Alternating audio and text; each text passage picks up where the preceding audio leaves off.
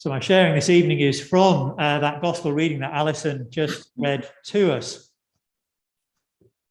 The children were helping to set up the nativity scene for their carol service at school.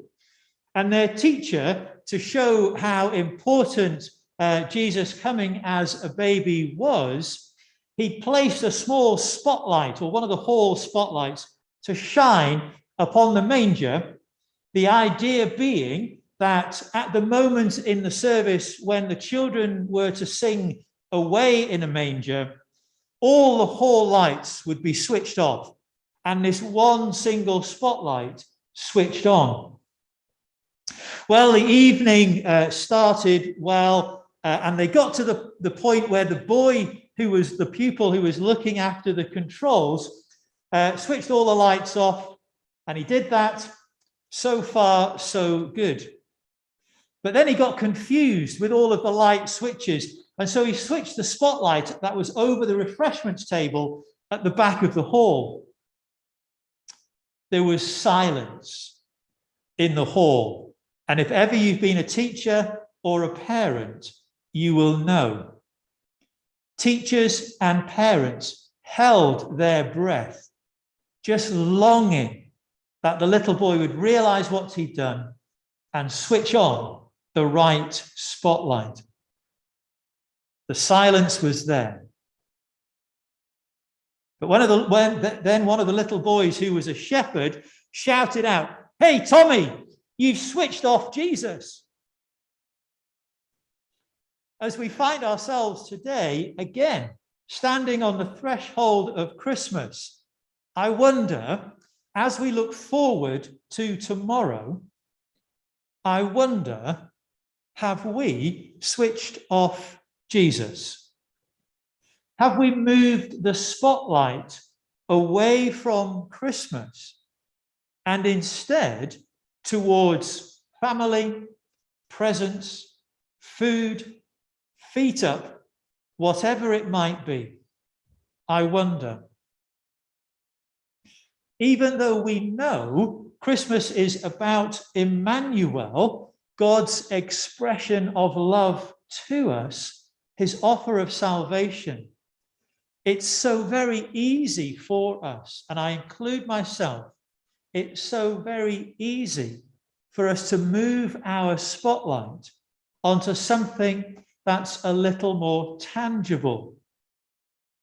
Now, there's nothing wrong with our wanting to be with family, and for some of us, plans may have changed and we're not going to be. There's nothing wrong with wanting to be with family, with opening presents, putting our feet up, and so on. After all, that is part of Christmas. But what we mustn't do is to allow these things to push out the true meaning. God's gift at Christmas has very little to do with chestnuts roasting on an open fire, as the song goes, or those other warm, sort of fuzzy feelings and ideas about Christmas. God's gift is given and received in the messiness, in the rough and the ready of our everyday lives. It's given to remind us that we are loved, that God reaches down to us, as it were, where we are, and he lifts us up. And if we forget this, then we have, as the little boy said, we've switched off Jesus. Well, by now, you're probably wondering what all of this has got to do with Zechariah and our reading from Luke. Well, you might have noticed, if you know the story, how the naming of his son, his name is John, switches the lights on for Zechariah. Zechariah had not believed the words of the angel. He doubted God, and he was given an enforced silence of 9 months, time to reflect, time to listen to God. And his experience challenges us today.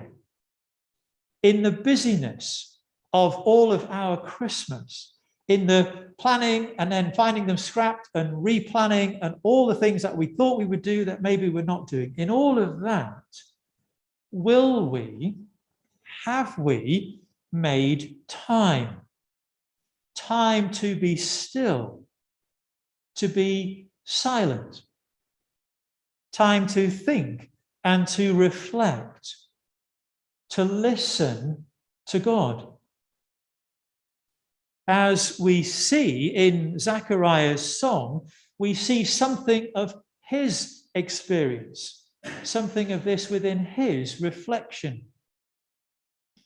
God has come to us in the chaos and the confusion of life. When we're so uncertain about limiting social contacts, not being able to see family, and so on. When COVID seems to have dealt us a rough hand.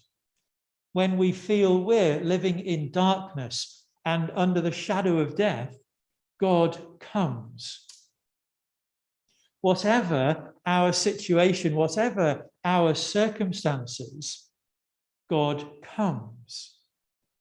Emmanuel, to bring to us, to remind us of his offer of peace, the promise of joy, not because of, but often in spite of external circumstances.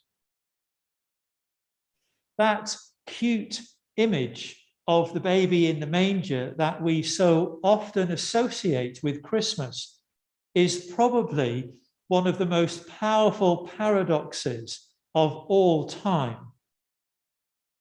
Weak and helpless, totally dependent, utterly powerless, and yet this baby in the manger, all powerful, totally dependable, offering love, forgiveness, grace, and peace, holding out to each one of us the promise of life.